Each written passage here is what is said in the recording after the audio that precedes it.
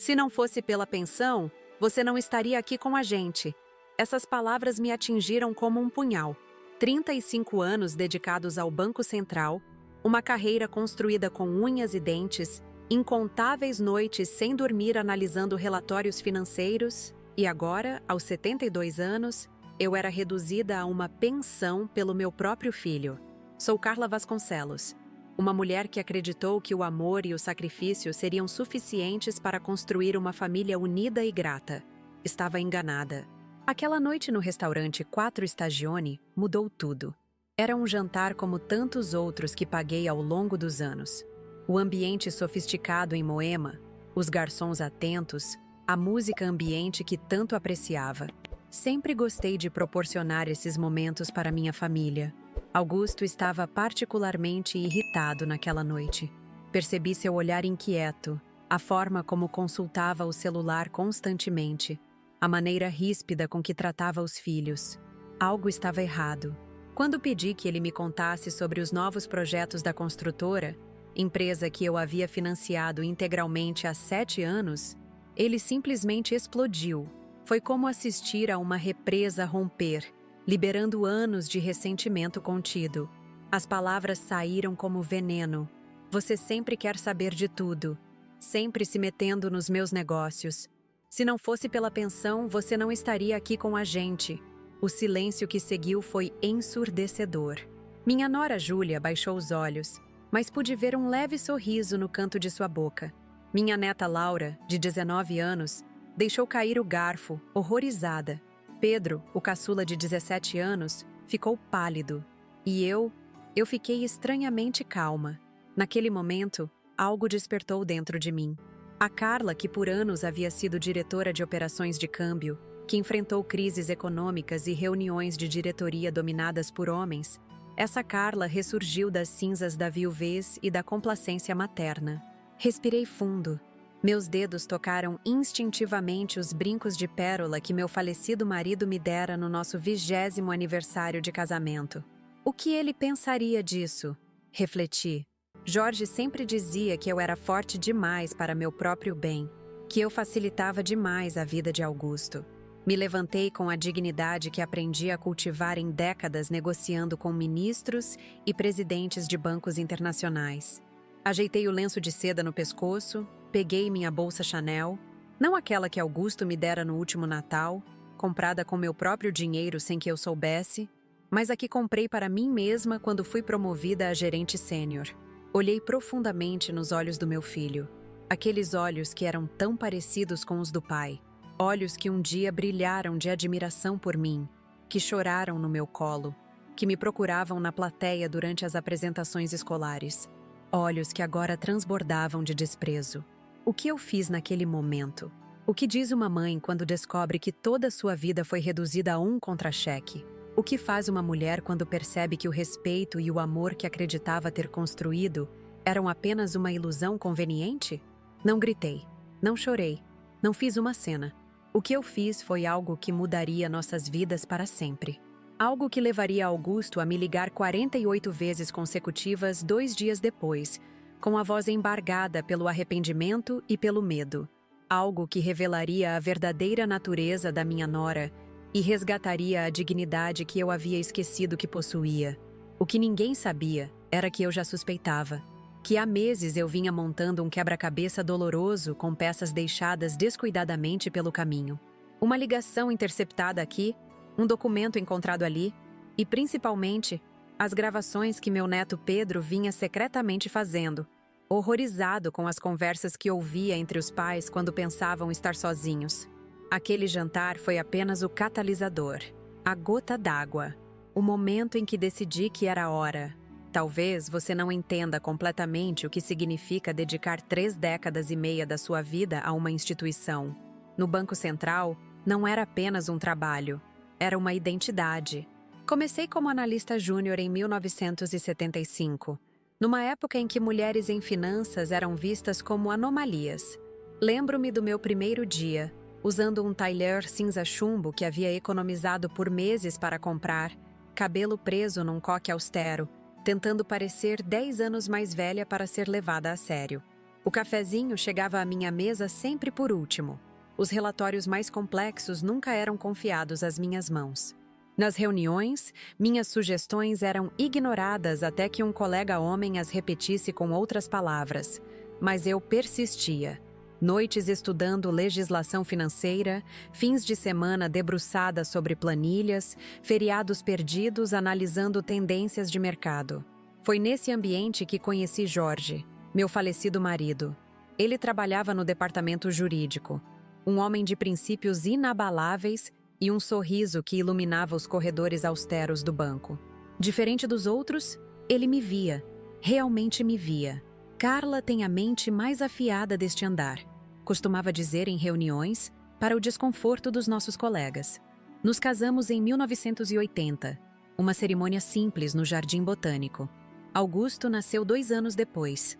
Lembro-me de segurar aquele pequeno embrulho nos braços, seus olhinhos azuis escuros como os do pai, e pensar, por você, serei a melhor em tudo que fizer. E fui. Enquanto muitas colegas abandonavam suas carreiras após a maternidade, eu voltei com ainda mais determinação. Jorge sempre foi um parceiro excepcional, dividindo responsabilidades quando isso ainda não era comum. Trabalhávamos duro, economizávamos, investíamos com cautela. Primeiro um apartamento modesto na Vila Mariana, depois um maior nos Jardins. E, finalmente, quando fui promovida a gerente de operações internacionais, nossa cobertura com vista para o Ibirapuera. Augusto cresceu entre privilégios que nunca tive. As melhores escolas, cursos de idiomas, viagens internacionais nas férias. Não queremos que ele tenha que batalhar como nós, Jorge dizia. E eu concordava. Que ironia pensar nisso agora. Meu filho sempre teve um temperamento difícil. Professores ligavam frequentemente.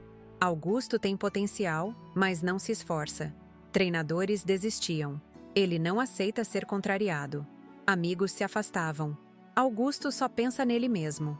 Jorge e eu justificávamos. É apenas uma fase. Ele está se encontrando. Todos os jovens são assim. Quando Augusto anunciou que não queria faculdade, que sonhava em abrir uma construtora, Jorge hesitou. Ele precisa aprender o valor do trabalho primeiro, argumentou. Mas eu, querendo compensar minhas ausências devido ao trabalho, intercedi. Compramos um terreno pequeno em Santana, contratamos um engenheiro experiente para supervisioná-lo e demos a ele seu primeiro empreendimento. Foi um desastre.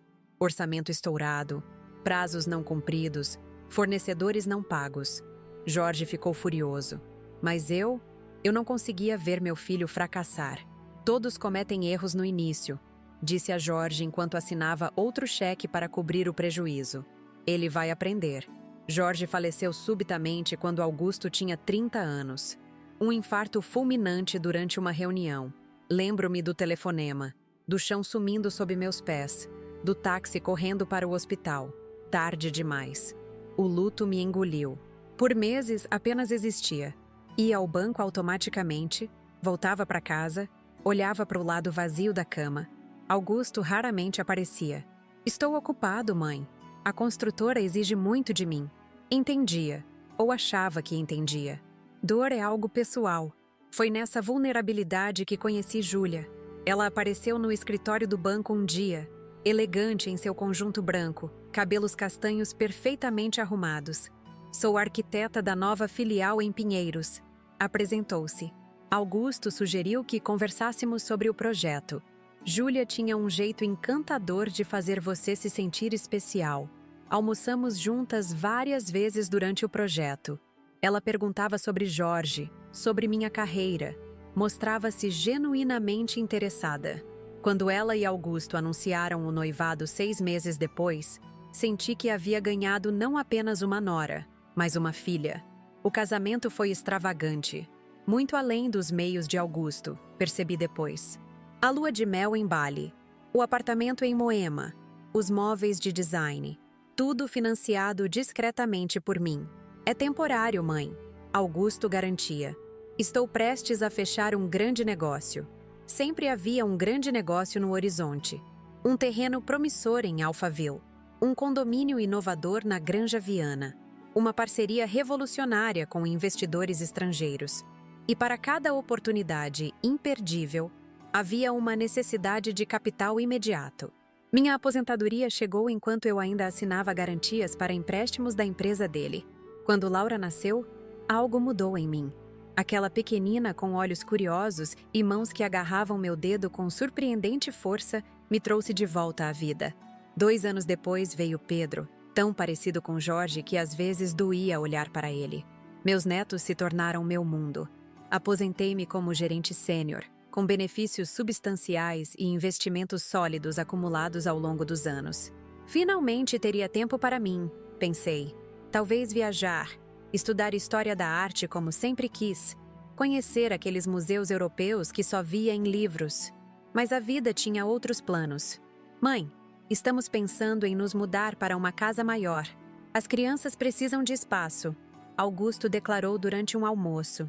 Encontramos o lugar perfeito em Alphaville, mas com o mercado como está, a mansão custou quase metade dos meus investimentos. Uma extravagância que justifiquei como um presente para meus netos. Quero que eles cresçam com espaço para correr, uma piscina para nadar, um jardim para brincar. O brilho nos olhos de Júlia quando as chaves foram entregues quase compensou o sacrifício. Quase. Os pedidos nunca cessavam. A empresa de Augusto sempre precisava de injeções de capital. A pós-graduação de Júlia na Europa era essencial para a carreira dela. As escolas bilíngues para as crianças eram investimentos no futuro delas. As viagens internacionais anuais eram necessárias para abrir horizontes. E eu, em minha solidão, cedia. O dinheiro comprava sorrisos, visitas, ligações, uma ilusão de família. Minha amiga Cecília me alertava. Carla, eles estão abusando da sua generosidade. Ignorei. Meu advogado, Dr. Figueiredo, sugeria cautela. Senhora Vasconcelos, devemos revisar estas garantias. Dispensei. A verdade era dolorosa demais para encarar. Meu despertar começou de maneira inocente. Uma tarde, visitei a mansão sem avisar, trazendo bolos da confeitaria favorita das crianças. A empregada hesitou ao me ver. Dona Júlia não está, senhora. Tudo bem, vim ver meus netos, respondi entrando. Pedro, então com 16 anos, estava sozinho em casa, trancado no quarto. Seus olhos estavam vermelhos quando abriu a porta. Vó, não sabia que você vinha. Surpresa, sorri, mostrando os doces. Cadê sua irmã? Laura está na aula de balé. Pai e mãe saíram para jantar. Conversamos sobre a escola, seus amigos, o novo jogo de computador que ele adorava. Quando me ofereci para preparar um chocolate quente, ele pareceu desconfortável. Vó, acho melhor não. Minha mãe não gosta que mexam na cozinha dela. A cozinha que eu paguei, pensei, mas engoli o comentário. Vamos pedir então. Meu cartão, meu neto. Enquanto esperávamos a entrega, pedi para usar o banheiro. Enganei-me no caminho. A casa era imensa. E acabei no escritório de Augusto. Não pretendia bisbilhotar, mas um documento com meu nome na mesa chamou minha atenção. Era uma procuração, com minha assinatura. Uma assinatura que eu não reconhecia. Voltei para a sala com o coração acelerado. Pedro me olhava com uma expressão estranha, além de seus anos. Você viu, não é? Perguntou em voz baixa. Vi o quê, querido? Ele respirou fundo. Vó, preciso te mostrar uma coisa. Mas você precisa prometer que não vai contar para eles que fui eu. Pedro me levou até seu quarto, trancou a porta e pegou um pendrive escondido dentro de um tênis velho. Comecei a gravar as conversas deles há 3 meses. Explicou, conectando o dispositivo ao computador. Não é certo o que estão fazendo com você. As gravações eram devastadoras. Augusto e Júlia em seu quarto. Quanto tempo você acha que a velha ainda vai durar? No escritório. Quando ela for, vendemos tudo e nos mudamos para Portugal. Na cozinha. Ela é tão ingênua, acha que realmente nos importamos com as histórias chatas do banco. Meu próprio filho e sua esposa, planejando friamente minha morte, discutindo o meu patrimônio como abutres, rindo da minha generosidade, chamando-me de a velha. Não chorei. Algo se solidificou dentro de mim, como aço sendo temperado. Pedro, posso ficar com isso? Ele assentiu, copiando os arquivos para outro pendrive. Tem mais, vó. Encontrei documentos no computador do pai. Ele está usando seu nome como garantia para empréstimos. Grandes empréstimos. Naquela noite, não dormi. Liguei para Dr. Figueiredo na manhã seguinte e marquei uma reunião urgente. O que descobrimos foi chocante. Augusto havia forjado minha assinatura em diversas procurações e documentos, comprometendo parte significativa do meu patrimônio como garantia para empréstimos pessoais. A empresa dele estava afundada em dívidas, prestes a entrar em colapso. Podemos entrar com processo criminal, Dr. Figueiredo sugeriu, gravidade em sua voz. Ainda não, respondi. Preciso de um plano completo. Nas semanas seguintes, reuni todas as evidências.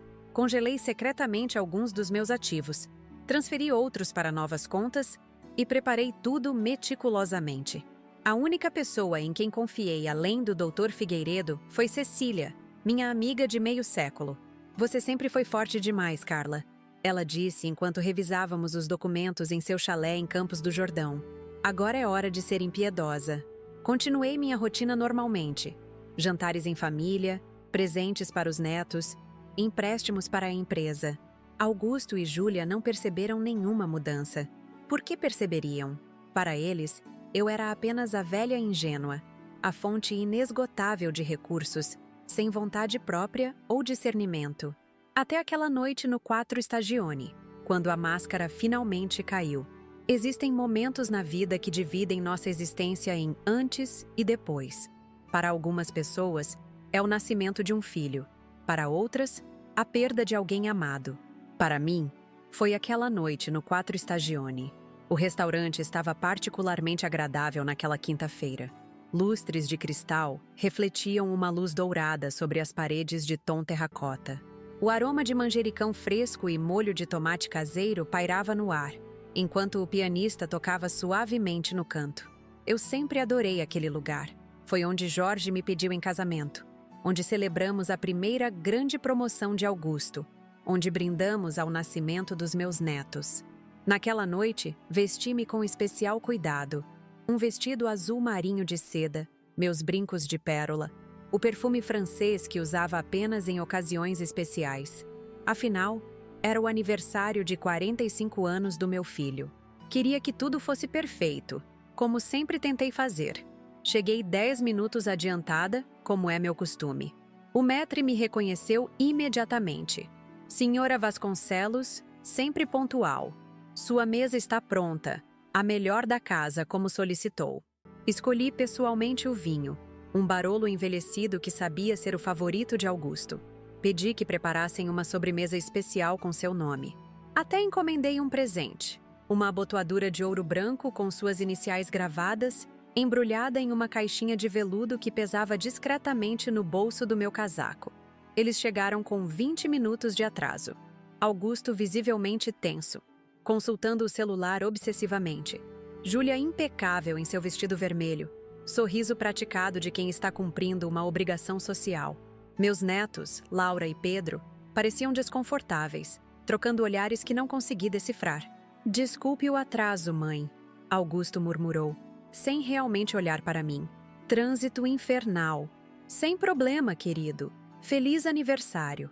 Estendi a mão para entregar o presente, mas ele já havia se voltado para o garçom, pedindo um uísque duplo. Júlia sentou-se ao meu lado, seu perfume excessivamente doce quase me sufocando. Carla, você está bem? Parece cansada. Seu tom falsamente preocupado já me era familiar, mas naquela noite, cada nota de falsidade reverberava como um alarme. Estou ótima, obrigada. Sorri, voltando-me para meus netos. Como foi a apresentação de balé, Laura? Minha neta começou a responder, mas Júlia interrompeu. Ela desistiu do balé há 2 semanas. Não era para ela, não é mesmo, querida? Um olhar severo acompanhou a pergunta. Laura baixou os olhos. Não era para mim. Senti uma pontada no peito. Laura amava dançar desde os 4 anos. Eu pagava suas aulas na melhor academia de São Paulo desde então. O que teria acontecido? Pedro, sempre observador, parecia estudar minha reação. Lançou-me um olhar que dizia: conversamos depois. A primeira parte do jantar transcorreu em uma normalidade forçada. Conversas superficiais sobre o tempo, sobre o novo restaurante na esquina, sobre o vizinho que reformou a casa. Augusto continuava olhando o celular, respondendo com monossílabos. Júlia dominava a conversa, tagarelando sobre pessoas que eu não conhecia, festas às quais não fui convidada. Foi quando serviam o segundo prato que notei a aliança faltando no dedo de Júlia. Uma aliança de diamantes que custou 3 meses do meu salário como presente de casamento. Aconteceu algo com sua aliança, Júlia? Um silêncio súbito caiu sobre a mesa. Augusto engasgou com o vinho. Laura ficou vermelha. Pedro fechou os olhos por um momento. Oh, isso... Júlia riu. Um som artificial. Mandei ajustar, estava um pouco larga. Deve ficar pronta na semana que vem. Augusto pigarreou, visivelmente desconfortável. Vamos mudar de assunto? Decidi seguir o conselho e tentei retornar a um tema seguro. Como vão os novos empreendimentos da construtora, filho? Aquele projeto no Morumbi que você mencionou mês passado foi como acender um pavio. Augusto bateu o copo na mesa com força suficiente para espirrar vinho na toalha branca. Por que você sempre faz isso? Por que sempre tem que se meter nos meus negócios? Fiquei paralisada. Em quase meio século como mãe, Augusto nunca havia me falado nesse tom em público. Eu só estava perguntando, fiscalizando, controlando. Você acha que porque colocou dinheiro na empresa, tem direito de saber de tudo? De se intrometer em tudo? Júlia colocou a mão sobre o braço dele. Não para acalmá-lo, percebi, mas para incentivá-lo. Um pequeno gesto quase imperceptível, mas que não escapou ao meu olhar treinado por décadas avaliando pessoas durante negociações bancárias. Augusto, talvez devêssemos... Pedro tentou intervir. Você fique fora disso. Augusto cortou o filho. Você não entende nada de negócios, de responsabilidade. Voltou-se para mim, olhos injetados. Aquele não era meu filho. Era um estranho usando seu rosto, sua voz. Você sempre se achou melhor que todo mundo, não é? A grande executiva do Banco Central, a mulher de sucesso, pois saiba que seu dinheiro não compra o direito de controlar minha vida. O restaurante inteiro havia silenciado. Senti os olhares de todos os presentes. A mistura de embaraço e curiosidade mórbida que catástrofes sociais sempre provocam. Filho, acho que você está exagerando. Eu só... exagerando? Você não tem ideia, tem? Do que é viver sendo o filho da Carla Vasconcelos. De ouvir sobre suas conquistas, sua inteligência, sua competência, de nunca ser suficiente? Havia tanta amargura em sua voz, tanta raiva acumulada. Como não percebi antes? Como não vi essa ferida crescendo dentro dele, ano após ano? Augusto, eu nunca quis. Você nunca quis nada além de controle. Seu dinheiro sempre veio com condições, com expectativas. Isso não é verdade. Respondi, mantendo a voz baixa, contrastando com seus gritos. Tudo o que fiz foi por amor. Foi então que ele disse aquelas palavras. As palavras que mudaram tudo. Amor, não me faça rir. Se não fosse pela pensão, você não estaria aqui com a gente. O tempo pareceu congelar. O barulho do restaurante desapareceu, substituído por um zumbido em meus ouvidos. Pensão. Era assim que ele via minha aposentadoria, fruto de décadas de trabalho árduo? Uma pensão, como se eu fosse uma inválida recebendo caridade do governo? Observei os rostos ao redor da mesa. Júlia, com um brilho satisfeito nos olhos. Laura, mortificada, lágrimas silenciosas escorrendo pelo rosto. Pedro, pálido, mas resoluto, como se tivesse acabado de testemunhar a confirmação de algo que já sabia. Uma clareza súbita e cristalina me envolveu. Todas as peças se encaixaram. As procurações falsificadas, os empréstimos em meu nome, as gravações de Pedro, a aliança vendida, as mentiras constantes. Não era apenas ingratidão ou abuso financeiro. Era desprezo. Puro e simples desprezo. Respirei fundo. O ar entrou lentamente em meus pulmões, expandindo cada célula. Com essa respiração, algo novo nasceu dentro de mim. Algo frio, calculista, determinado. Me levantei sem pressa. Ajeitei o guardanapo sobre a mesa, coloquei a bolsa no ombro. Tirei do bolso a caixinha de veludo com a abotoadura e a coloquei delicadamente ao lado do prato de Augusto. Feliz aniversário, disse. Minha voz surpreendentemente firme. Contornei a mesa até ficar diretamente atrás da cadeira de meu filho. Coloquei as mãos sobre seus ombros, sentindo-o enrijecer sob meu toque. Inclinei-me até que meus lábios estivessem próximos ao seu ouvido. Você nunca me conheceu de verdade. Sussurrei, apenas para ele ouvir. Então me endireitei, olhei para meus netos com um pequeno sorriso e saí. Não olhei para trás, nem mesmo quando ouvi Laura chamar meu nome. Nem quando o maître perguntou se estava tudo bem, se eu precisava de um táxi. A noite estava estranhamente estrelada para São Paulo. O ar, habitualmente pesado com poluição, parecia mais leve, mais claro. Caminhei meia quadra até encontrar um banco de praça e me sentei. Peguei o celular e fiz 2 ligações. A primeira para Cecília. Aconteceu. Foi tudo o que precisei dizer. A segunda para Dr. Figueiredo. Execute o plano. Agora. Depois, guardei o telefone e fiquei observando o movimento da cidade. Pessoas apressadas voltando para casa, casais de mãos dadas saindo para jantar, jovens rindo alto a caminho de bares.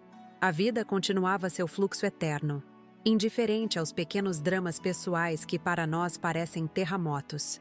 Pensei em Jorge, em como ele teria reagido àquela cena, provavelmente com mais fúria do que eu, sempre protetor. Carla, ele costumava dizer, você enxerga o melhor nas pessoas, mesmo quando não existe. Estava certa de que ele aprovaria o que eu estava prestes a fazer. Não era vingança, era justiça, era autoproteção, era finalmente amor próprio. Meu telefone tocou. Era Augusto. Rejeitei a chamada. Tocou novamente. Rejeitei. Na terceira vez, desliguei o aparelho. Chamei um táxi e dei o endereço de um hotel no centro. Um lugar discreto onde às vezes hospedava colegas estrangeiros do banco. O recepcionista me reconheceu. Senhora Vasconcelos, não esperávamos a senhora hoje. Sua suíte habitual está disponível. Obrigada, Carlos. Vou precisar dela por alguns dias. Alguma bagagem para buscarmos? Não. Tudo o que preciso chegará amanhã. No elevador, refleti sobre como uma vida inteira pode ser reduzida a um momento de decisão.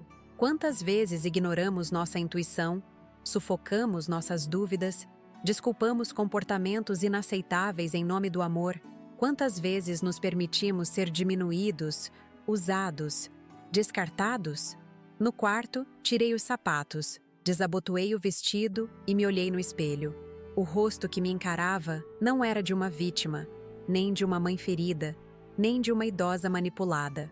Era o rosto de uma sobrevivente, de uma mulher que construiu um império financeiro do zero, que enfrentou o sexismo sistemático de sua época, que enterrou o amor de sua vida e continuou caminhando. Tomei um longo banho, deixando a água quente levar embora décadas de condescendência e autopunição. Vesti o roupão macio do hotel, pedi um chá de camomila e me sentei junto à janela, observando as luzes da cidade. Meu telefone novo, comprado secretamente semanas antes, conhecido apenas por Cecília, doutor. Figueiredo, e agora Pedro, vibrou com uma mensagem. Vó, eles estão loucos te procurando. Pai ligou para hospitais. O que devo fazer? Respondi simplesmente. Nada, apenas observe. Naquela noite, dormi com uma tranquilidade que não experimentava em anos. Sem culpa por não estar disponível o tempo todo, sem preocupação com as demandas intermináveis de Augusto e Júlia, sem o peso de sustentar uma farsa de família feliz. Na manhã seguinte, doutor Figueiredo chegou às 7 em ponto, carregando uma maleta com todos os documentos necessários. Cecília apareceu logo depois, trazendo algumas roupas e itens pessoais que mantinha em sua casa para emergências. Uma precaução que tomamos quando comecei a suspeitar das intenções de Augusto. Os documentos foram registrados ontem à noite. Dr. Figueiredo informou enquanto tomávamos café. As novas procurações revogando todas as anteriores, os bloqueios de contas, tudo conforme planejado. A ordem judicial de proteção patrimonial já foi deferida. E os seguranças? Perguntei, passando geleia em uma torrada. Posicionados desde as 6 horas. A troca de fechaduras acontecerá às 10 horas, quando tivermos certeza que eles saíram para o evento. Cecília segurou minha mão. Você está pronta para isso, Carla? Não há volta. Olhei para minha amiga de tantas décadas, para as rugas que marcavam nossos rostos. Testemunhas silenciosas de uma vida inteira compartilhada. Estou mais do que pronta. Estou renascendo. Existem momentos na vida em que precisamos escolher entre continuar sendo vítimas ou tomar as rédeas de nossa própria história. Naquela manhã ensolarada de quinta-feira, hospedada no hotel, senti uma energia que não experimentava há anos. Uma mistura de adrenalina, determinação e, curiosamente, paz. A decisão estava tomada. O plano, meticulosamente arquitetado durante semanas, seria finalmente executado. Precisamente às 8h30, recebi a confirmação de que Augusto e Júlia haviam saído da mansão em Alphaville. Como previsto, estavam a caminho do evento beneficente no Hotel Unique, uma gala anual para arrecadar fundos para asilos e casas de repouso. A ironia não me escapou. Meu filho e minha nora, que planejavam se livrar de mim como um fardo indesejado, posando como benfeitores da terceira idade. O carro deles acaba de passar pelo pedágio da Castelo Branco, informou Ramírez, o investigador particular que contratei semanas antes. Estão seguindo exatamente a rota prevista. Tomei o último gole do meu chá de jasmim e me levantei. Ótimo! Mantenha-me informada sobre qualquer desvio. Dr. Figueiredo, que chegara há poucos minutos, espalhou uma série de documentos sobre a mesa de centro da suíte. Senhora Vasconcelos, precisamos de suas assinaturas nestes formulários. São os últimos detalhes para completar a transferência dos bens para os novos trusts. Examinei cada página com o mesmo cuidado que dediquei aos contratos multimilionários durante minha carreira no Banco Central. Não havia espaço para erros. Não desta vez. Este fundo educacional garante que Laura e Pedro tenham acesso direto aos recursos para a faculdade e pós-graduação? Perguntei, apontando para uma cláusula específica. Sim, e nem Augusto nem Júlia poderão interferir. O dinheiro vai diretamente para as instituições de ensino e para uma conta mensal de subsistência que apenas seus netos poderão acessar ao completarem 18 anos. Assinei com minha caneta tinteiro, um presente de Jorge no nosso 10º aniversário de casamento. Senti que ele estaria orgulhoso. Sempre foi ele quem insistiu que criássemos Augusto com limites mais claros. Meu celular novo vibrou. Era uma mensagem de Pedro. Vó, acabei de sair de casa. Estou indo para a casa do Rafael conforme combinamos. Laura ficou ensaiando para a apresentação da faculdade. Respondi rapidamente. Ótimo, querido. Fique tranquilo e mantenha seu celular ligado. Te amo. Era essencial que meus netos não estivessem presentes durante a primeira fase do plano. Pedro, já ciente de parte da situação, havia concordado em passar o dia na casa de um amigo. Laura, alheia ao que estava prestes a acontecer, tinha um ensaio legítimo na universidade. Às 9h15, Cecília chegou trazendo uma muda de roupas mais formal. Um terno azul marinho que eu usava em reuniões de diretoria particularmente importantes. Você vai precisar da armadura completa hoje, disse minha amiga com um sorriso compreensivo. Enquanto me trocava, ouvi Dr. Figueiredo falando ao telefone, confirmando detalhes com a equipe de segurança. A operação envolvia precisão militar, cada pessoa no lugar certo, no momento exato. Às 10h em ponto, recebi a primeira confirmação crucial. Equipe A em posição na mansão, troca de fechaduras iniciada. Simultaneamente, uma segunda mensagem. Equipe B nos escritórios da construtora. Documentos sendo catalogados conforme ordem judicial. A terceira veio minutos depois. Equipe C no apartamento de Moema. Cofre localizado. O plano estava em pleno andamento.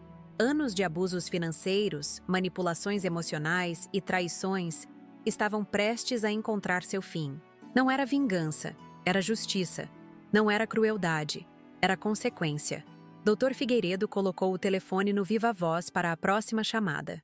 Doutora Helena está na linha. Helena Prado, uma das advogadas criminais mais respeitadas de São Paulo, tinha uma voz calma e precisa. Senhora Vasconcelos, o juiz acabou de assinar a liminar. Temos autorização total para acessar todas as contas e documentos da empresa. A notificação já foi enviada para os bancos. As contas empresariais serão congeladas nos próximos 30 minutos. E quanto aos cartões corporativos? Perguntei. cancelados assim que a notificação for processada. Estimo que em 1 hora estarão inativos. Agradeci e encerrei a chamada. Olhei para Cecília, que me observava com uma mistura de admiração e preocupação. Ainda dá tempo de reconsiderar, Carla. Balancei a cabeça. Reconsiderar? Depois de descobrir que meu próprio filho falsificou minha assinatura em mais de 20 documentos diferentes? Depois de saber que ele e Júlia venderam joias de família para cobrir dívidas de jogo? Depois de ouvir eles planejando como dividiriam meus bens quando eu finalmente morresse? Minha voz não demonstrava raiva, apenas uma resolução inabalável. Não, Cecília. Augusto precisa aprender que ações têm consequências. Este não é apenas um ajuste de contas. É uma lição que deveria ter ensinado há muito tempo. Às 11h30, deixamos o hotel em direção ao escritório central da construtora de Augusto. O edifício espelhado na Faria Lima, adquirido com meu dinheiro 5 anos antes, refletia o céu sem nuvens daquela manhã. O segurança na entrada me reconheceu imediatamente. Senhora Vasconcelos, não sabia que viria hoje. Visita surpresa, Roberto. Respondi com um sorriso educado. Estes são meus advogados, doutor Figueiredo e doutora Helena. O segurança pareceu hesitar ao notar o distintivo que Helena discretamente mostrou. Ah, sim. Podem subir. No elevador, ajustei o colar de pérolas e verifiquei minha aparência no espelho. O reflexo mostrava uma mulher de 72 anos, cabelos grisalhos elegantemente arrumados, postura ereta, olhar determinado. Não era o estereótipo da idosa vulnerável que Augusto e Júlia presumiam explorar. Era a executiva que quebrou barreiras de gênero nos anos 80, que comandou operações de câmbio durante crises econômicas, que nunca recuou diante de adversidades. O 15º andar estava incomumente silencioso quando chegamos. A equipe de investigação já havia isolado as áreas principais, e funcionários confusos aguardavam instruções na sala de reuniões. Sandra, a secretária executiva de Augusto há quase uma década, veio ao meu encontro com expressão alarmada. Dona Carla, o que está acontecendo? Tem policiais e pessoas estranhas mexendo em tudo. Não são policiais, Sandra. São auditores forenses e peritos contábeis.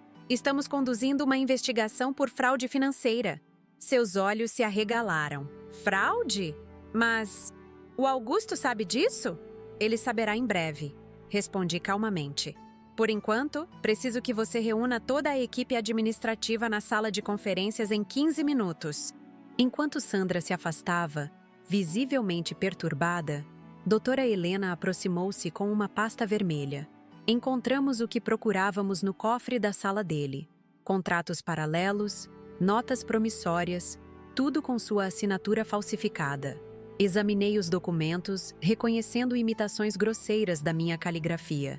Ele nem se esforçou para fazer uma falsificação convincente, comentei, sentindo uma pontada de decepção. Meu filho não era apenas desonesto, era descuidado em sua desonestidade. Às 12h45, estava diante de 30 funcionários confusos e apreensivos na sala de conferências. Muitos me conheciam. Eu visitava a empresa ocasionalmente, comparecia a eventos corporativos, era apresentada como a investidora anjo que tornou tudo possível. Bom dia a todos. Comecei, minha voz firme e profissional. Lamento interromper suas atividades desta forma, mas circunstâncias extraordinárias exigem medidas imediatas. A partir deste momento, as operações da Vasconcelos Empreendimentos estão sob intervenção judicial. Um murmúrio de espanto percorreu a sala. Continuei. Uma auditoria preliminar revelou irregularidades financeiras graves. Contas empresariais foram congeladas e cartões corporativos suspensos enquanto a investigação prossegue. Uma jovem contadora levantou a mão, tremendo ligeiramente. Dona Carla, e nossos salários? Estamos no dia 25. Os salários serão pagos normalmente, assegurei. Não pretendo punir funcionários inocentes pelos erros da administração. Dr. Figueiredo distribuirá um comunicado com todos os detalhes e próximos passos. Enquanto os advogados assumiam a reunião, retirei-me para a sala que um dia foi o escritório de Augusto. Sentei-me na cadeira de couro italiano que custou o equivalente a 3 meses da aposentadoria de um trabalhador comum. Sobre a mesa, porta-retratos mostravam uma família feliz. Augusto, Júlia e os 2 filhos em praias paradisíacas, estações de esqui exclusivas, safaris africanos, todos financiados por mim. Ao lado deles, um único porta-retrato com minha foto, estrategicamente posicionado para ser visto por visitantes e potenciais investidores. Minha mãe, minha mentora. Augusto costumava dizer, braço em meus ombros, sorriso calculado no rosto. Uma peça de marketing. Nada mais. Meu celular vibrou com uma notificação. Evento beneficente terminando. Alvo se movimentando em direção ao estacionamento. Era o momento crucial. Dentro de aproximadamente 1 hora, Augusto descobriria que seus cartões não funcionavam. Tentaria sacar dinheiro, sem sucesso. Ligaria para contatos no banco, apenas para ouvir sobre o congelamento judicial das contas. A realização começaria a se formar. Algo estava muito errado. Precisamente às 14h10, recebi a confirmação. Alvos tentando usar cartão para pagar estacionamento. Transação recusada. Partiram usando vale estacionamento, após discussão com o atendente. Imaginei a cena. Augusto, em seu terno Armani, vermelho de constrangimento, Júlia sussurrando furiosamente ao seu lado, ambos forçando sorrisos para conhecidos enquanto saíam apressadamente. Às 14h32, alvos tentaram saque em caixa eletrônico na Avenida Paulista. Sem sucesso. Homem visivelmente alterado. Às 14h47, mulher usando o telefone intensamente. Várias chamadas curtas. Às 15h03, veículo entrando na Castelo Branco, direção Alphaville. Velocidade acima do permitido. Olhei para o relógio. Era hora de me dirigir ao próximo ponto da operação. Dr. Figueiredo e eu deixamos o escritório enquanto a equipe de auditoria continuava seu trabalho meticuloso. No elevador, ele me atualizou sobre os outros frontes. Os agentes judiciais já estão posicionados na mansão com a notificação oficial. A segurança foi reforçada conforme solicitado. No carro, a caminho de Alphaville, contemplei a paisagem urbana de São Paulo. Os arranha-céus, o movimento incessante, o pulso vibrante da maior metrópole da América Latina. Por décadas, fui parte da engrenagem que movia esta cidade, tomando decisões que afetavam a economia nacional, participando de projetos que moldaram o sistema financeiro. E agora, ali estava eu, uma senhora de cabelos grisalhos, executando o golpe mais importante de minha carreira, a recuperação da minha dignidade. Chegamos ao condomínio de alto padrão em Alphaville, 15 minutos antes de Augusto e Júlia. O segurança do condomínio, já instruído pela ordem judicial, permitiu nossa entrada sem questionar. Estacionamos discretamente a algumas casas de distância da mansão, com visibilidade para a entrada. Às 15h40, o Range Rover preto de Augusto entrou no condomínio em alta velocidade, freando bruscamente diante do portão eletrônico da mansão. Vi meu filho saltar do veículo, apertando o controle remoto repetidamente, sem sucesso. O portão permaneceu fechado. Júlia saiu do lado do passageiro, gesticulando furiosamente. Mesmo à distância, sua linguagem corporal revelava pânico e raiva. Augusto contornou a propriedade, provavelmente procurando outra entrada, apenas para encontrar um segurança que lhe entregou um envelope. Era o momento de me aproximar. Dr. Figueiredo e eu saímos do carro e caminhamos calmamente na direção deles. Augusto estava lendo o documento, seu rosto transformando-se de confusão para incredulidade, então para fúria. Quando me viu, ficou pálido como se tivesse visto um fantasma. "Mãe, o que significa isso?" Sua voz oscilava entre raiva e medo. "Isso, Augusto, é consequência", respondi, minha voz perfeitamente controlada. Consequência por falsificar minha assinatura em 23 documentos diferentes. Consequência por desviar quase 6 milhões de reais da minha conta pessoal nos últimos 2 anos. Consequência por planejar como dividiria meu patrimônio enquanto torcia para que eu não durasse muito. Júlia avançou, seu rosto uma máscara de indignação. "Como ousa?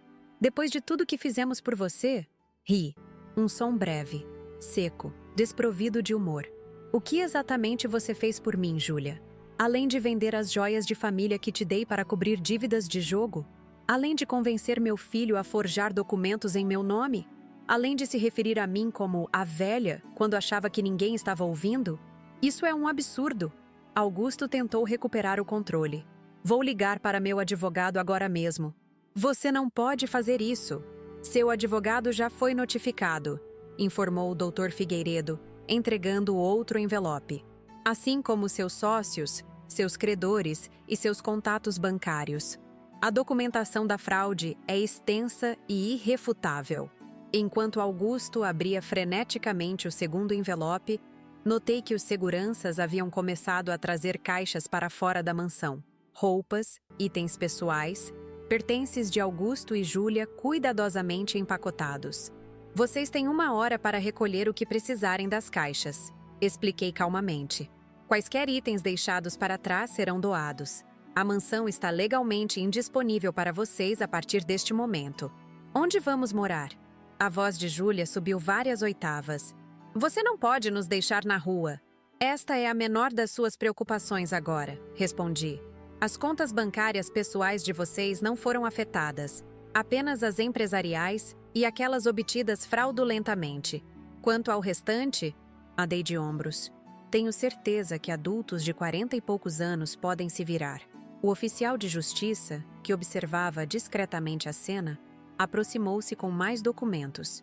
Senhor Vasconcelos, preciso de sua assinatura confirmando o recebimento desta notificação de processo por fraude financeira e falsificação de documentos.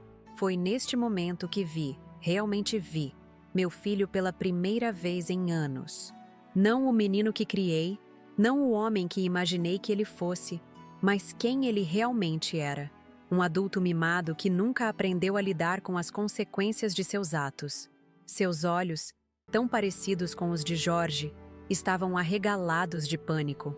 Não por mim, não por vergonha do que havia feito, mas por si mesmo, pelo império de areia que estava desmoronando ao seu redor. Os documentos do Fundo Educacional para Laura e Pedro estão na última página, acrescentei, enquanto ele folheava freneticamente os papéis. Eles terão tudo o que precisam para continuar seus estudos e se manter independentemente de vocês. Júlia, sempre rápida em perceber qual lado oferecia vantagem, tentou mudar de tática. Sua expressão se suavizou, olhos marejados de lágrimas que não me convenciam mais. Carla, deve haver um mal-entendido. Podemos conversar sobre isso, como família. Família? A palavra soou estranha em minha boca. Família não rouba, família não engana, família não torce para que você morra logo para herdar seu dinheiro. Virei-me para partir, mas me detive por um momento. E Augusto? Aquela pensão que você mencionou ontem à noite? Acaba de garantir que você enfrentará as consequências de suas escolhas pela primeira vez na vida. A noite que se seguiu ao confronto em Alphaville foi surpreendentemente tranquila. Hospedei-me em uma suíte no Hotel Fasano, pedindo que não passassem chamadas. Precisava desse momento de silêncio, de introspecção. Pela primeira vez em anos, não me sentia responsável pelo bem-estar de Augusto. Não me torturava imaginando se ele estaria bem, se precisaria de dinheiro, se enfrentava alguma dificuldade nos negócios. Era uma sensação estranha, uma mistura de libertação e melancolia.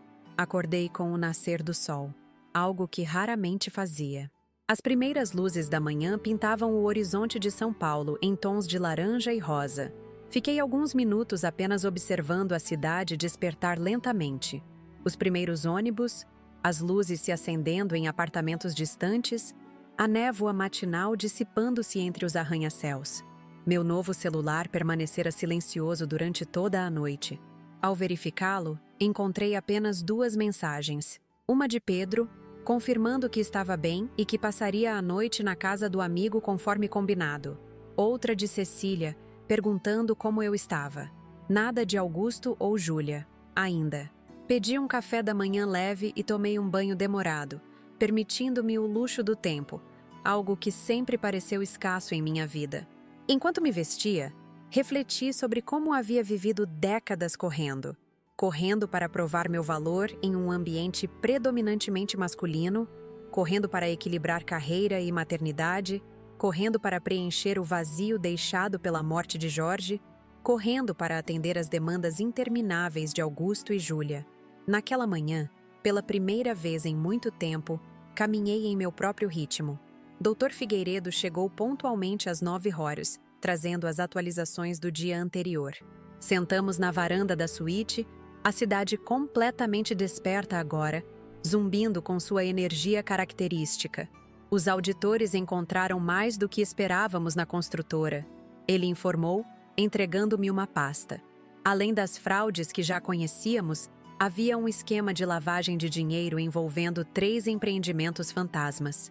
Folheei os documentos, sentindo uma pontada de decepção. Parte de mim ainda esperava que as transgressões de Augusto fossem menores, mais perdoáveis. Ele sempre foi mais inteligente que isso, murmurei, mais para mim mesma que para o advogado.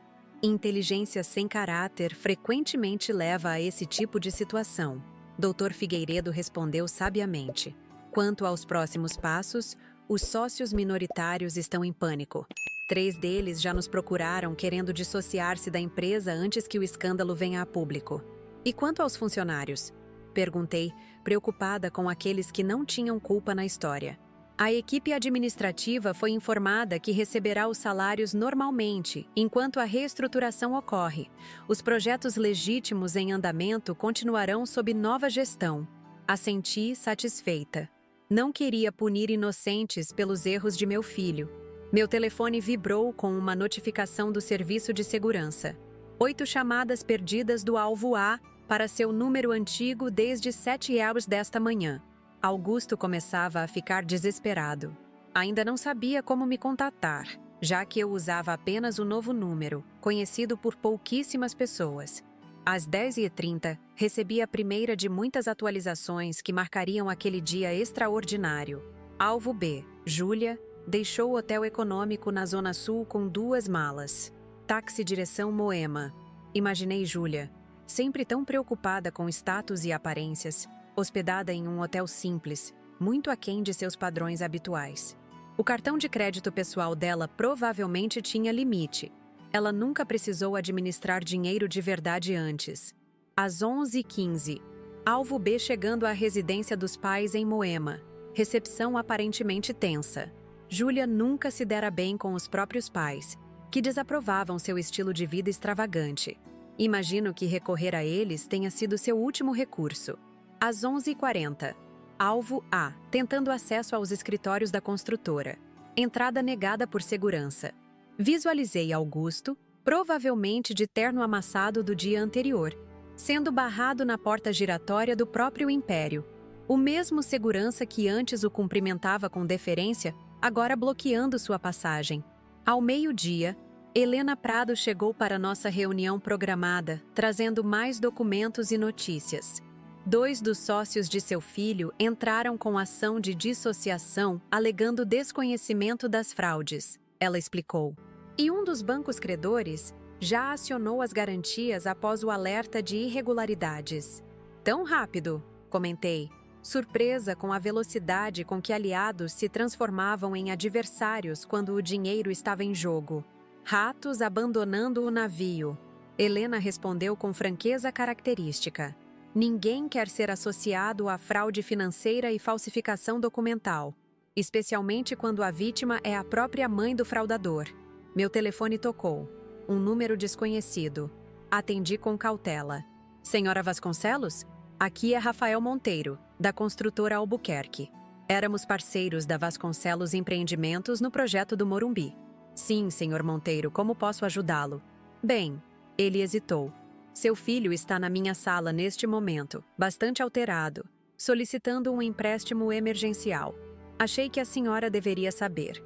Agradeci pela informação e desliguei. Augusto estava desesperadamente tentando levantar fundos, provavelmente percebendo a extensão completa de sua situação. Às 13h20, uma notificação ainda mais surpreendente. Alvo B saindo da residência dos pais. Táxi direção Itaim Bibi. Destino, residência de Carlos Mendes. Carlos Mendes. O nome acendeu um alerta imediato em minha memória. sócio minoritário da construtora, sempre excessivamente atencioso com Júlia em eventos sociais. As peças se encaixavam rapidamente. Doutor Figueiredo, quem foi o primeiro sócio a entrar com pedido de dissociação ontem? Perguntei, embora já suspeitasse da resposta. Ele consultou suas anotações. Carlos Mendes. Entrou com o pedido meia hora depois da intervenção começar, alegando desconhecimento total de quaisquer irregularidades. Júlia não estava apenas procurando refúgio. Estava executando seu próprio plano de contingência. Um plano que provavelmente existia há muito tempo. Às 14h45, minhas suspeitas foram confirmadas. Alvo A, tentando contato com alvo B. Múltiplas ligações não atendidas. O casamento de conveniência começava a desmoronar sob pressão. Júlia, sempre pragmática, já havia encontrado seu próximo patrocinador. Durante a tarde, as ligações de Augusto para meu antigo número se intensificaram. 10, 15, 20 chamadas não atendidas. O tom mudava a cada mensagem de voz, da indignação inicial à raiva, depois ao desespero, e finalmente, às súplicas. Mãe, você não pode fazer isso comigo. Vou processar você por tudo que tem. Você está sendo manipulada pelos seus advogados. Eles só querem seu dinheiro. Por favor, mamãe, precisamos conversar. Foi tudo um mal-entendido. Estou desesperado. Não tenho para onde ir. Por favor, atenda. A transformação era previsível, quase teatral em sua progressão. Augusto seguia o roteiro clássico do abusador confrontado. Negação, raiva, barganha, manipulação emocional. Às 17h, doutor Figueiredo e Helena partiram para dar entrada em mais documentos no fórum. Fiquei sozinha na suíte, observando o céu de São Paulo transformar-se lentamente do azul para tons de púrpura e laranja. A cidade que sempre conheci, onde construí minha carreira e criei meu filho, parecia diferente agora. Ou talvez fosse eu quem estava diferente. Às 19h, recebi uma mensagem de Pedro. Vó, posso te ver? Estou preocupado. Respondi imediatamente, dando-lhe o endereço do hotel. Meu neto chegou 30 minutos depois, os olhos vermelhos de quem chorou recentemente. Abracei-o longamente, sentindo seu corpo magro tremer ligeiramente. Pai está surtando, ele disse quando finalmente nos separamos. Ligou para mim 10 vezes querendo saber onde você está. Disse que vão ficar na rua, que vão perder tudo. Conduzi-o até o sofá da sala. Pedro, quero que entenda algo muito importante. Ninguém vai ficar na rua. Seu pai e sua mãe são adultos com educação, contatos e recursos pessoais. O que está acontecendo é simplesmente que, pela primeira vez, eles estão enfrentando as consequências de suas próprias escolhas. Ele assentiu lentamente. Laura está destruída. Ela não sabia de nada disso, igual a mim. Mas, pelo menos eu estava preparado. Como ela está? Na casa da melhor amiga. Não consegue falar com papai ou mamãe. Ele não atende, e o celular dela está desligado desde a tarde. Essa informação me preocupou. Pedro, ligue para sua irmã. Diga que venha para cá imediatamente. Você dois ficarão comigo esta noite. Enquanto Pedro falava com Laura, pedi ao serviço de quarto que preparasse a suíte adjacente para meus netos e solicitei um jantar leve para 3 pessoas. A ideia de ter meus netos comigo, protegidos da tempestade que seus pais enfrentavam, trouxe-me um alívio inesperado. Laura chegou 1 hora depois, os olhos inchados de tanto chorar, o rosto normalmente vibrante agora pálido e abatido. Ao me ver, hesitou por um momento, como se não soubesse se eu era aliada ou inimiga neste novo mundo estranho. Então, subitamente, correu para meus braços como fazia quando criança. Vovó, o que está acontecendo? Por que papai está dizendo que você destruiu nossa família? Sentei com meus netos e expliquei tudo. As fraudes, as falsificações, as conversas gravadas por Pedro, os planos de Augusto e Júlia para meu patrimônio. Mostrei documentos, fiz ligações para Dr. Figueiredo confirmar detalhes, respondi todas as perguntas com honestidade absoluta. Então, estamos falidos? Laura perguntou finalmente, tentando processar tudo. Vocês dois não, respondi com firmeza. Criei um fundo educacional que garantirá a continuidade dos seus estudos e despesas básicas. A casa onde vocês moravam agora pertence a esse fundo. Vocês podem continuar morando lá, independentemente do que aconteça com seus pais. Pedro, sempre o mais analítico, franziu o senho. Mas e quanto ao papai e à mamãe? O que vai acontecer com eles? Isso dependerá das escolhas que fizerem agora. Seu pai enfrenta potenciais processos criminais pelas fraudes e falsificações. Mas se cooperar, devolver o que foi desviado e aceitar responsabilidade, há caminhos menos severos. E mamãe? Laura perguntou, a voz baixa. Hesitei, incerta sobre quanto revelar. Mas eles não eram mais crianças. E mentiras piedosas só prolongariam a dor. Sua mãe aparentemente já seguiu seu próprio caminho. Ela está na casa de Carlos Mendes desde esta tarde. O silêncio que seguiu foi profundo. Laura cobriu o rosto com as mãos, enquanto Pedro olhava pela janela, para as luzes da cidade. Eu sabia, ele murmurou eventualmente. Ouvi uma conversa deles há 2 meses. Ela disse que tinha opções se as coisas desabassem. Jantamos quietamente, cada um perdido em seus próprios pensamentos. Após a refeição, instalei meus netos na suíte ao lado e voltei para meu quarto. O contador de chamadas perdidas de Augusto havia chegado a 48.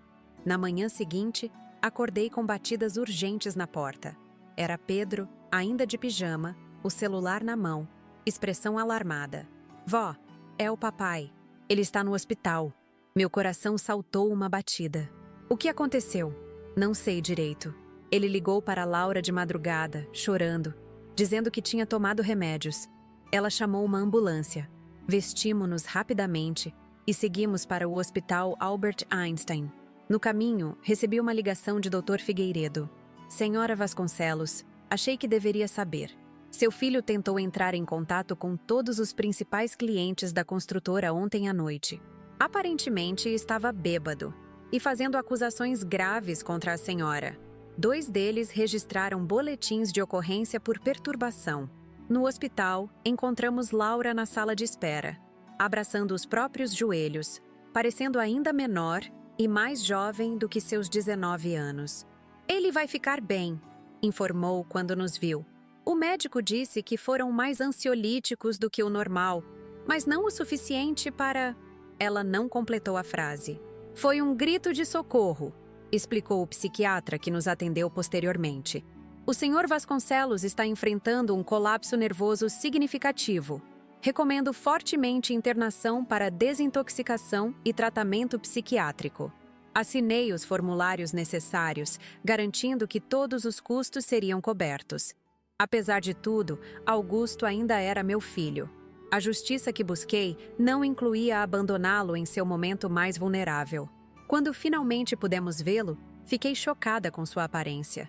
Sempre tão cuidadoso com a imagem, Augusto parecia ter envelhecido 10 anos em 2 dias. Barba por fazer, olheiras profundas, o rosto inchado de tanto chorar. Ao me ver, seus olhos se arregalaram. Tentou sentar-se na cama, mas estava fraco demais. Mãe, sua voz era apenas um sussurro rouco. Me desculpe, eu não... Aproximei-me, tomando sua mão entre as minhas. Agora não, Augusto. Descanse. Conversaremos quando estiver melhor. As lágrimas escorreram livremente por seu rosto. Júlia me deixou. Ela estava... com Carlos. O tempo todo. Eu sei, respondi simplesmente. Perdi tudo. Tudo o que construí. Corrigiu gentilmente. Tudo o que construímos, Augusto. Com meu dinheiro, meu nome, minha confiança. Ele fechou os olhos derrotado. O que vai acontecer comigo agora? Isso depende parcialmente de você. Primeiro, você vai se tratar. Depois, enfrentará as consequências legais de suas ações. E então, talvez poderá recomeçar. Você me perdoa? A pergunta veio como um suspiro, quase inaudível. Olhei para meu filho, o bebê que segurei nos braços há 45 anos. O menino que prometi proteger, o homem que se tornou meu maior desapontamento. E respondi com a única verdade possível. O perdão é um caminho, Augusto, não um destino. Vamos percorrê-lo um passo de cada vez. Nas semanas seguintes, minha vida transformou-se completamente. Mudei-me para um novo apartamento nos Jardins, menor que o anterior, mas perfeitamente adequado para minhas necessidades. Laura e Pedro passaram a me visitar regularmente, reconstruindo nossa relação sem a interferência tóxica de seus pais. Júlia oficializou sua separação e mudou-se para Portugal com Carlos Mendes, deixando para trás não apenas Augusto, mas também os filhos, que raramente contatava. Augusto permaneceu internado por 40 dias. Ao sair, estava sóbrio, medicado e, pela primeira vez desde a adolescência, verdadeiramente humilde. Aceitou colaborar integralmente com as investigações, o que reduziu significativamente suas potenciais penas. Com a venda de seus bens pessoais restantes, alugou um apartamento modesto e começou terapia intensiva. Quanto a mim, encontrei um propósito inesperado nessa experiência dolorosa. Com a ajuda de Dr. Figueiredo e Helena, fundei o Instituto Vasconcelos para a Proteção Financeira do Idoso, uma organização sem fins lucrativos que oferece assistência jurídica e educação financeira para pessoas idosas vítimas de abuso econômico familiar. Nas palestras que ministro mensalmente, compartilho minha história sem vergonha ou reservas. Vejo nos olhos de minha audiência o reconhecimento, a dor familiar e, às vezes, a coragem nascente para romper seus próprios ciclos de abuso. Não é fácil estabelecer limites com aqueles que amamos, sempre concluo. Mas lembrem-se, verdadeiro amor inclui respeito, e respeito exige limites claros e consequências reais. Em noites tranquilas, quando reflito sobre tudo o que aconteceu, não sinto arrependimento. Apenas a paz de quem finalmente encontrou coragem para defender sua própria dignidade. E a sabedoria de perceber que, às vezes, o amor mais profundo que podemos oferecer a alguém é permitir que enfrentem as consequências de suas próprias escolhas. Hoje, quando olho pela janela do meu apartamento nos Jardins e contemplo São Paulo, não vejo apenas uma cidade. Vejo um campo de batalha onde travei a luta mais importante da minha vida, a batalha pela minha dignidade. Aquela noite no 4 Stagione, quando meu filho jogou na minha cara que eu era apenas uma pensão, foi o ponto de ruptura que dividiu minha existência em duas partes. Antes, eu era uma mãe e avó que confundia amor com submissão, que aceitava abusos financeiros e emocionais achando que era seu dever suportar tudo em nome da família. Depois, tornei-me uma mulher que redescobriu sua força, seu valor e sua voz. Confesso que nunca imaginei, aos 72 anos, ter que começar uma nova vida. Pensava que nessa idade estaria apenas cultivando meu jardim, mimando meus netos e recordando os bons momentos com meu falecido marido. Mas a vida raramente segue os roteiros que escrevemos para ela. Às vezes, nos apresenta desafios que parecem impossíveis de superar. E foi exatamente nesses momentos que descobri do que sou realmente feita. A recuperação do meu patrimônio foi apenas o começo. O verdadeiro tesouro que reconquistei foi minha autoestima. Quando confrontei Augusto e Júlia, quando desmantelei seu esquema fraudulento, quando estabeleci limites claros e impus consequências reais, não estava apenas protegendo meus bens materiais. Estava honrando minha própria história, meus sacrifícios, meu trabalho de uma vida inteira. O Instituto Vasconcelos agora atende centenas de idosos mensalmente. Pessoas que, como eu, foram exploradas por aqueles que deveriam protegê-los. Quando vejo o brilho retornando aos olhos dessas pessoas, a postura mais ereta, o sorriso mais confiante, sinto que toda dor valeu a pena. Minha tragédia pessoal transformou-se em propósito. Augusto e eu estamos lentamente reconstruindo nossa relação. É um processo difícil, repleto de conversas dolorosas e momentos de vulnerabilidade. Ele está aprendendo a viver com seus próprios recursos, a construir uma vida baseada em trabalho honesto e responsabilidade. Não é o caminho que imaginei para meu filho, mas talvez seja o caminho que ele precisava trilhar. Laura e Pedro cresceram muito com essa experiência. Vejo neles uma sabedoria além de seus anos, uma compreensão profunda sobre o valor da integridade que muitos adultos nunca alcançam. Quanto a Júlia, raramente temos notícias. Vez ou outra, Laura recebe uma mensagem superficial ou um presente enviado de Portugal. A última informação que tivemos é que seu relacionamento com Carlos Mendes já apresenta rachaduras. Alguns padrões são difíceis de quebrar. Se você está passando por algo semelhante, sendo explorado por familiares, tendo sua generosidade confundida com obrigação, sentindo que seu valor está reduzido ao que você pode proporcionar financeiramente. Quero que saiba, nunca é tarde para mudar essa história. Nunca é tarde para exigir respeito. Nunca é tarde para dizer não. Esta foi minha jornada, compartilhada aqui no canal Vovó Lembrou, com a esperança de que possa inspirar outras pessoas a encontrarem sua própria coragem. Se minha história tocou você de alguma forma, peço que deixe seu comentário abaixo. Conte sua experiência, compartilhe sua opinião, fale sobre como lidou com situações semelhantes. Cada comentário é uma oportunidade de conexão, de saber que não estamos sozinhos nessa caminhada. E se você ainda não é inscrito no canal, por favor, aperte o botão de inscrição agora mesmo. Temos novas histórias todos os dias, relatos reais de superação, coragem e transformação que podem trazer perspectivas valiosas para a sua própria vida. Não se esqueça de deixar seu like também. Esse simples gesto ajuda nosso conteúdo a alcançar mais pessoas que possam se beneficiar dessas narrativas. Quero também fazer um pedido especial. Se este canal tem sido significativo para você, considere contribuir através do nosso Valeu Demais. Essa forma de doação nos ajuda a cobrir os custos de produção e nos permite trazer mais vídeos diariamente. Cada contribuição, por menor que seja, faz uma enorme diferença para mantermos esse espaço de compartilhamento de histórias vivo e pulsante.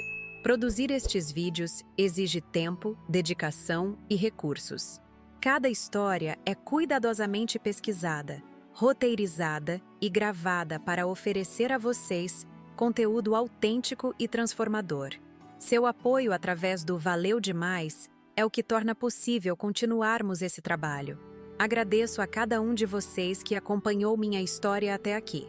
Lembrem-se sempre, a dignidade não tem prazo de validade. O respeito não é negociável. E nunca, jamais, é tarde demais para recomeçar.